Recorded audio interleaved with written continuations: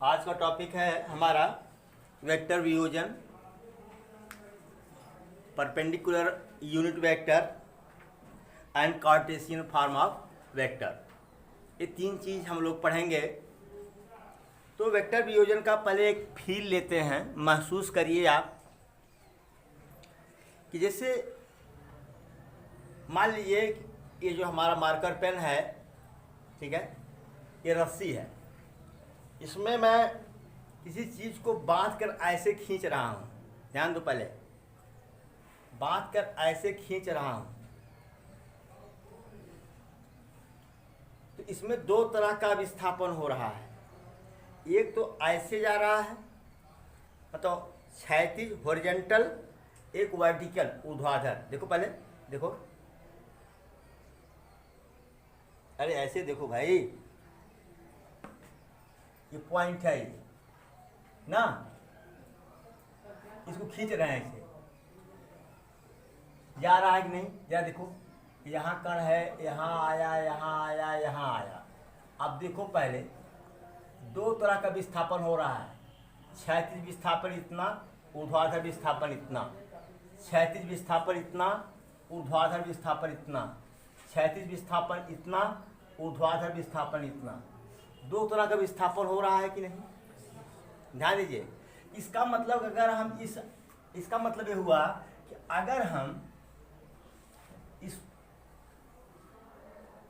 Direction में, इस दिशा में कोई बल, फोर्स लगाएं हम ना, तो यहाँ पर अगर कोई ऑब्जेक्ट है पॉइंट ए पर, तो इसमें दो तरह का विस्थापन होगा, दो तरह का डिस्प्लेसमेंट होगा। एक तो हॉरिजॉन्टल, ओके, एक वर्टिकल, मतलब ऊर्ध्वाधर। होगा कि नहीं? होगा ना?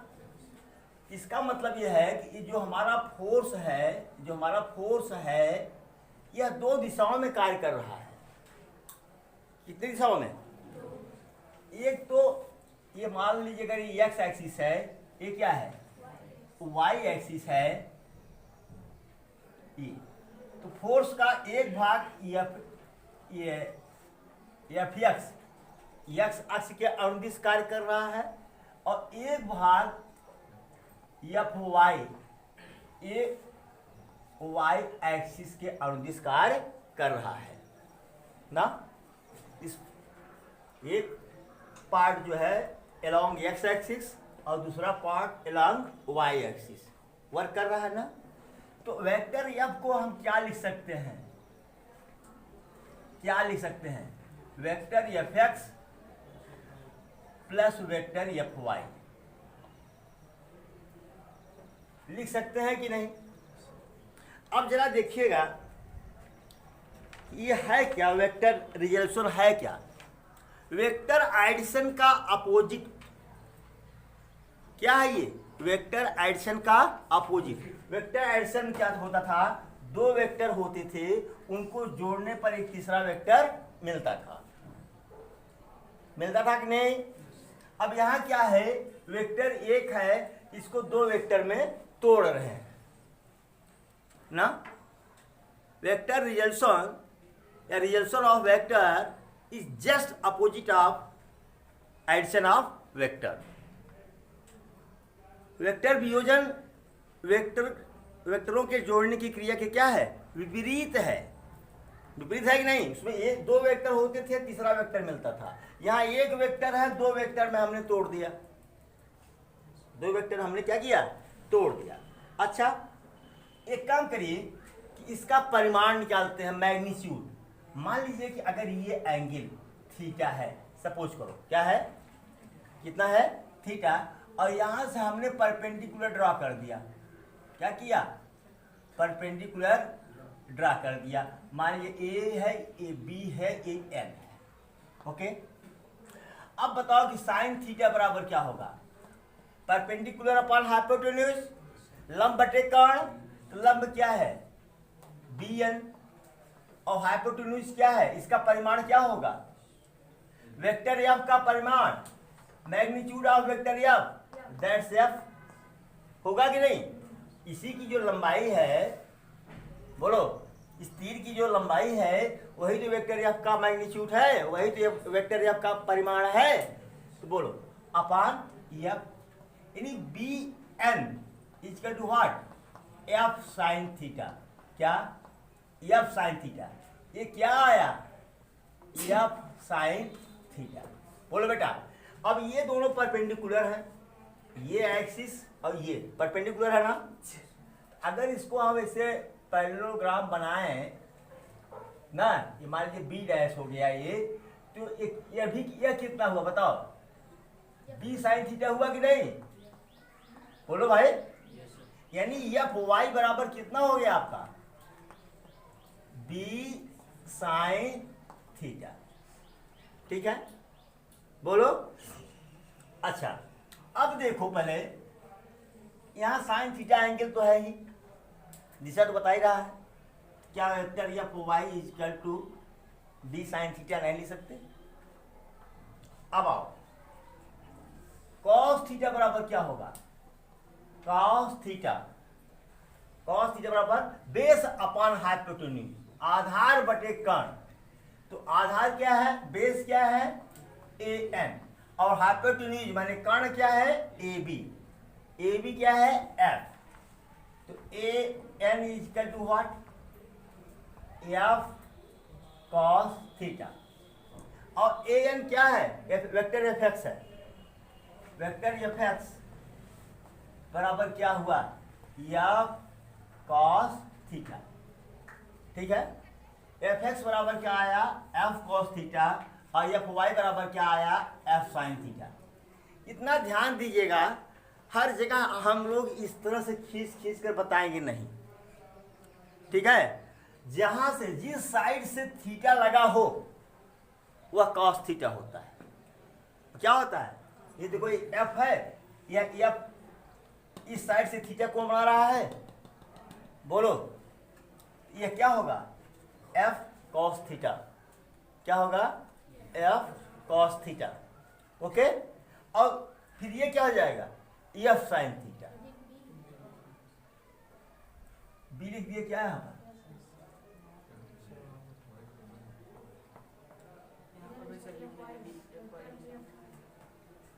कहां से भाई? एक त्रुटि है, एफ साइन थीटा। क्लियर?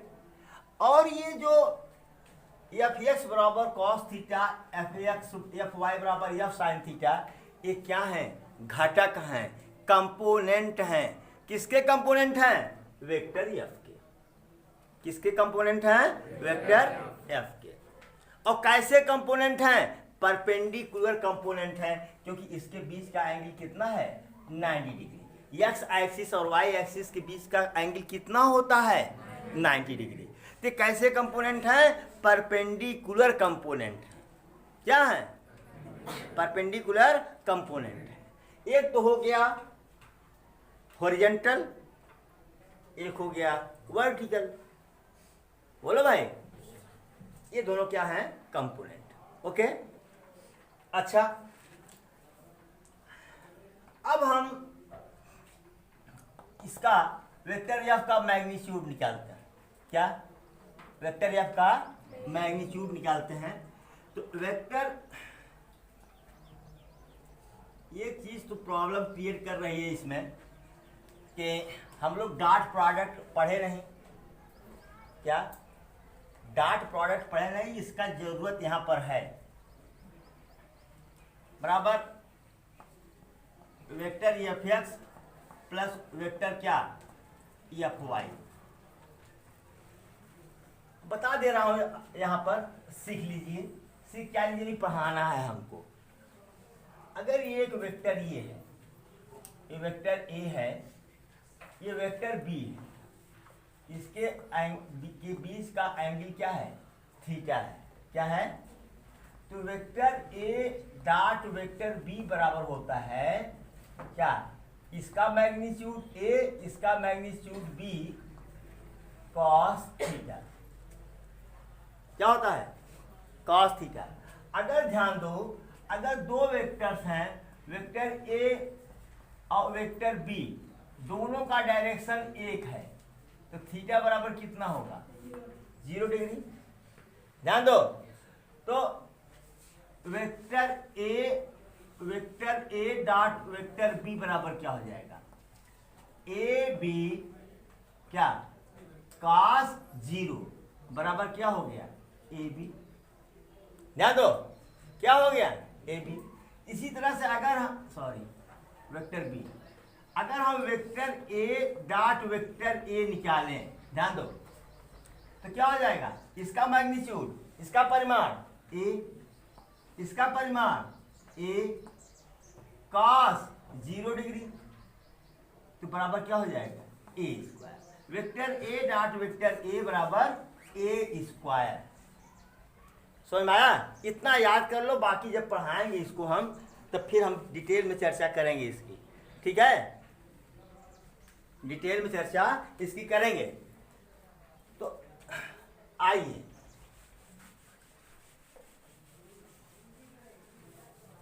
अब यहां पर ये है, अब क्या करें, vector F dot vector F कर दें, बराबर क्या हो जाएगा, vector F X plus vector F Y dot vector F X plus vector F Y. होगा कि नहीं होगा बेटा, बता दो पहले, होगा। Vector F dot vector F बराबर क्या हो जाएगा, एफ स्क्वायर, क्या हो जाएगा, चलो फिर वैसे मल्टीप्लाई करो, एफ एक्स का मल्टीप्लाई डॉट डॉट प्रोडक्ट लो इससे, F X dot F X plus इसका इसमें F X dot F Y plus इसका इसमें, चाहे जो भी करो वही, कोई मतलब नहीं होता, चाहे ए डॉट बी कहो चाहे बी डॉट ए कहो, F X dot F Y plus F Y dot F Y, ठीक बेटा। यानी एफ स्क्वायर बराबर क्या हो गया, ये देखो क्या हो गया, ये F X vector F X dot vector F X, F X का स्क्वायर हुआ कि नहीं, बोलो भाई, ये क्या हुआ, 2 vector F X dot vector F Y plus F Y का स्क्वायर हुआ, ए डॉट ए बराबर। अब बताओ बेटा, अब इसके बीच का एंगल कितना है, एफ एक्स का स्क्वायर प्लस 2, इसका परिमाण एफ एक्स, इसका परिमाण एफ वाई cos 90, दोनों परपेंडिकुलर कंपोनेंट है ना, तो दोनों के बीच एंगल कितना होगा, 90 डिग्री प्लस एफ वाई का स्क्वायर। ये दिख रहा है जी वीडियो में, हाँ?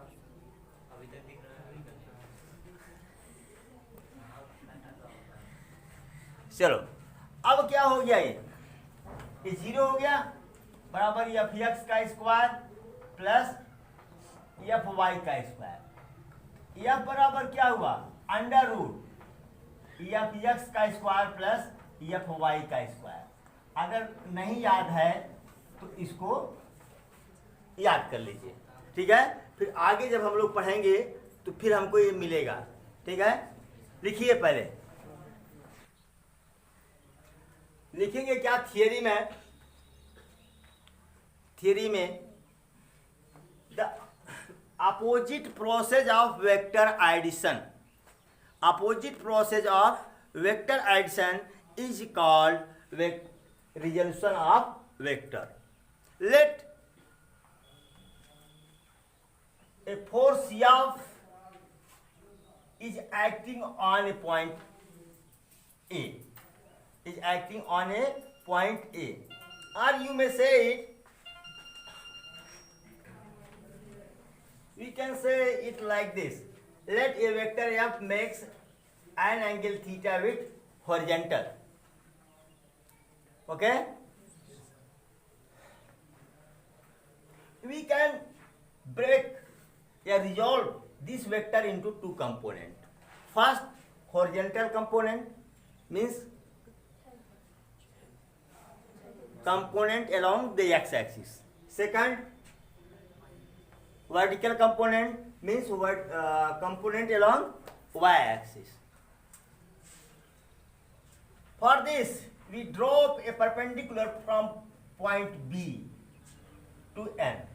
AB is equal to what? AB is equal to vector F. Okay. Now in this right triangle, sin theta is equal to this much and Fy is equal to this much. This Fy is vertical component of vector F, or you can say F sin theta is component of vector F along y-axis, and cos theta is equal to An upon F, or Fx is equal to F cos theta. This is the horizontal component, or we can say the component of vector F along x-axis. Okay, this is the theory, and it is not necessary to write the theory. You can write this resolution of vector, you can do like this. Okay, चलिए एक बात ये बताइए हमको कि मान लीजिए कि वेक्टर ए है. ओके, ये वाई एक्सिस से ये थीटा कोण बना रहा है. कितना थीटा कोण बना रहा है? ये आपका एक्स एक्सिस है. तब बताओ ये कितना होगा? ये वाला एफ एक्स कितना हो जाएगा, या ए एक्स कितना हो जाएगा? बोल दो. और ये जो है आपका ए वाई कितना हो जाएगा? बोलो बोलो, कहाँ दिमाग है? बताओ. ये थीटा एंगल वाई एक्सिस से बना रहा है, ये वेक्टर ए है. ये बताओ कि ये ए वाई है, ये क्या है? ए एक्स है. ए वाई कितना होगा? बार बार कह रहा हूं, जिससे एंगल बना रहा है ये वेक्टर, वो कॉस होता है. क्या होता है? ए कॉस थीटा. क्या? अब ये क्या हो जाएगा? ए साइन थीटा. ध्यान दीजिए, बार बार इतना पता नहीं जाएगा आपको. ये ए कॉस थीटा, ये और ये ए साइन थीटा. समझ में आया? नहीं समझ में आया? क्या तो बना के पूरा खींचो, खींच के साइन थीटा कॉस थीटा की वैल्यू निकालो. नहीं, थीटा जिससे लगा हुआ है वही वेक्टर का कॉस थीटा हो जाएगा, और दूसरा वाला वेक्टर का साइन थीटा हो जाएगा. दो कंपोनेंट, दोनों कंपोनेंट ऐसे निकल जाएंगे आपके. ठीक ना? इसलिए हमने ऐसा दिया.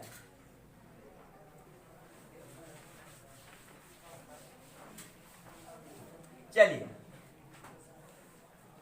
चलो ये एक्स एक्सिस है. ये मान लो कोई एक्सिस है, वाई मान लें, कुछ भी मान लें, जेड मान लेते हैं. मान लो जेड एक्सिस है. ये वेक्टर बी है,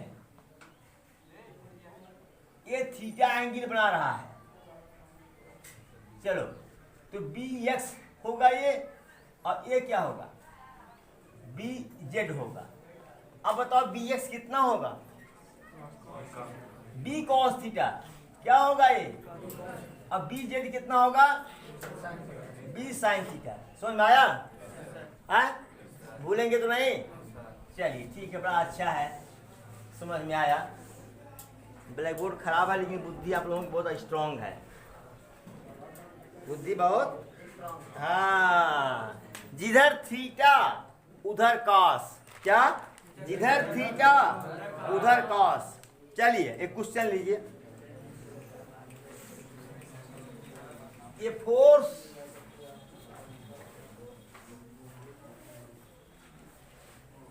force of magnitude 10 Newton makes an angle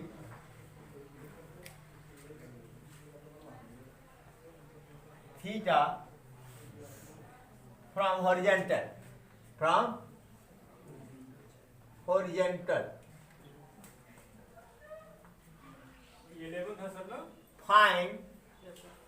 find its both component and perpendicular and resultant also.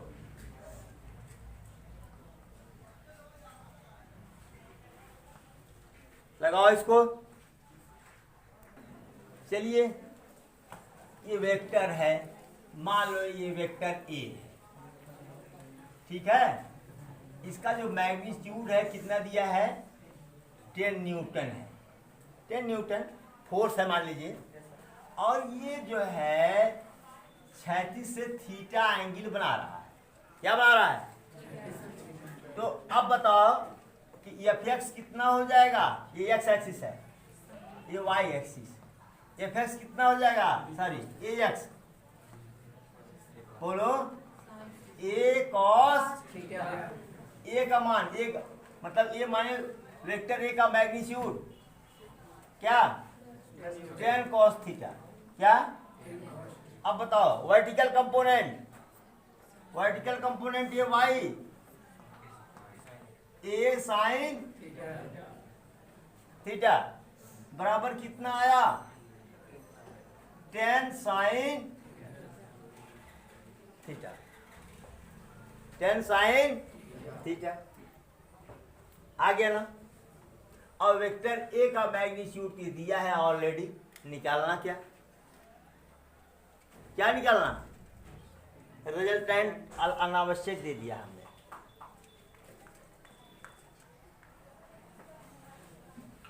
ठीक है, कर लेंगे, नोट इट प्लीज।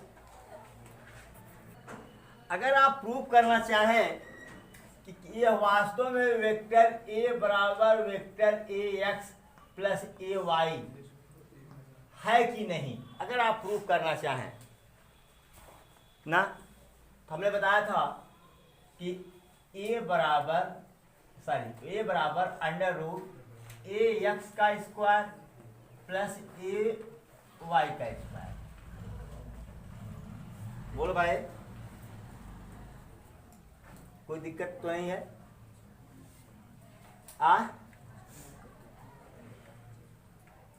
यहाँ तो 10√2 आ जाएगा। क्या आ जाएगा, 10√2। 10√2 क्या हमने कुछ क्वेश्चन में गलत नोट किया है क्या?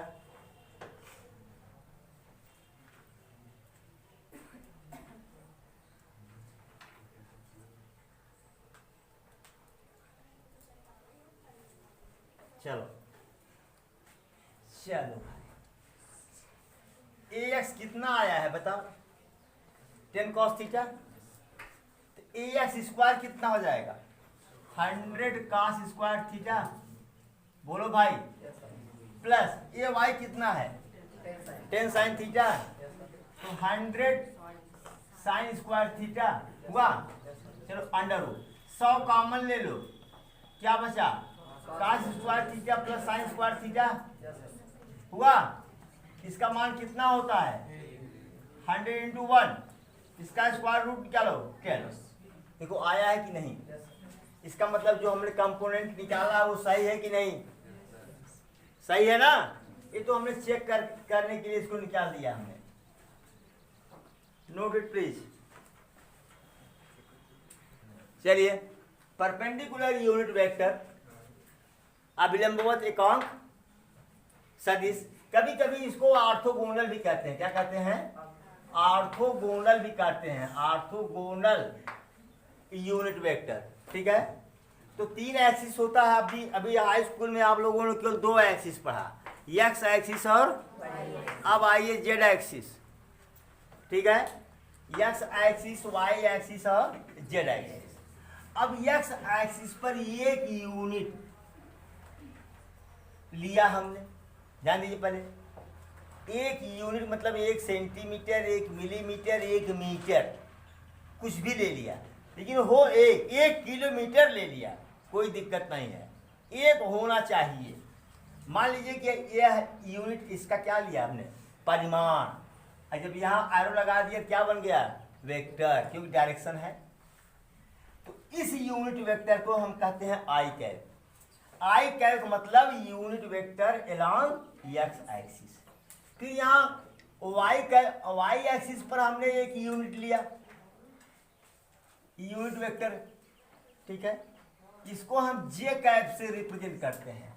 तो जे कैप क्या है, unit vector along Y axis. यहां पर आइए, 1 यूनिट ले लीजिए, 1 मात्रक, 1 सेमी, 1 मिमी, 1 डेकामीटर का हो, 1 डेसीमीटर, कुछ भी ले लो, यहां एक वेक्टर बन गया ये, जो क्या कहेंगे, यूनिट वेक्टर। क्या कहेंगे, इसको रिप्रेजेंट करते हैं के कैप से।